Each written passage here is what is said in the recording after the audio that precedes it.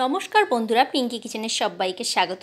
আজকে তোমাদের সাথে শেয়ার করব এক বাটি খই দিয়ে নিরামিষ একটা সুস্বাদু রেসিপি, খইয়ের বড়া বা পকোড়া।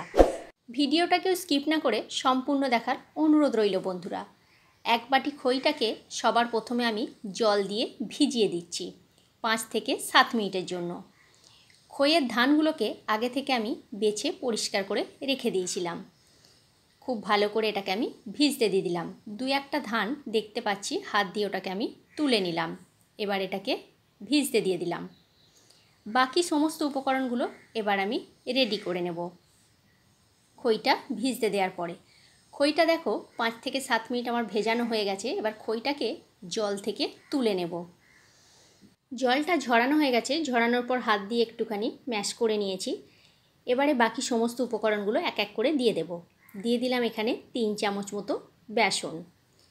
যেমন পরিমাণটা নেবে সেই রকম মতো বেসনটা নেবে। আমি যেমন এক বাটি খইটা নিয়েছি, তার জন্য আমি 3 চামচ মতো বেসন নিয়েছি। তোমরা এখানে কম বেশি করে নিতে পারো। দিয়ে দিলাম স্বাদ মতো নুন, আর দিয়ে দিচ্ছি 1/2 চামচ মতো হলুদের গুঁড়ো, শুকনো লঙ্কার গুঁড়ো, এটা সম্পূর্ণ ঝালের জন্য। আর দিয়ে দিলাম 5-6টা কাঁচা লঙ্কা কুচি।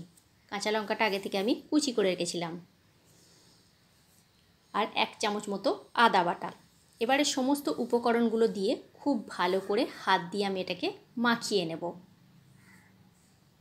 বন্ধুরা, এটা একদম নতুন একটা রেসিপি, তোমরা অবশ্যই একবার বাড়িতে ট্রাই করো। হাত দিয়ে খুব ভালো করে মাখানো হয়ে গেছে। গ্যাসের মধ্যে আমি কড়াই বসিয়ে দিয়েছি। কড়াইয়ের মধ্যে দিয়ে দিয়েছি বেশ কিছুটা পরিমাণে সাদা তেল। তেলটা খুব ভালোভাবে গরম হয়ে গেছে। গ্যাসের ফ্লেমটা একদম লোতে করে দিয়েছি। হাতে একটু তেল মাখিয়ে নিয়ে আমি বড়াগুলোকে এইভাবে শেপ আকারে তৈরি করে নিচ্ছি। তেলটা গরম হয়ে গেছে।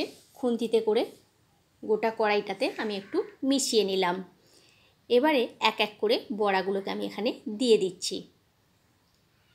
এটা কিন্তু লো আঁচে করতে হবে। হাই ফ্লেমে করলে তাড়াতাড়ি লাল হয়ে যাবে, কিন্তু ভেতরটা কাঁচা থেকে যাবে। সেই জন্য লো হিটে এটাকে করতে হবে।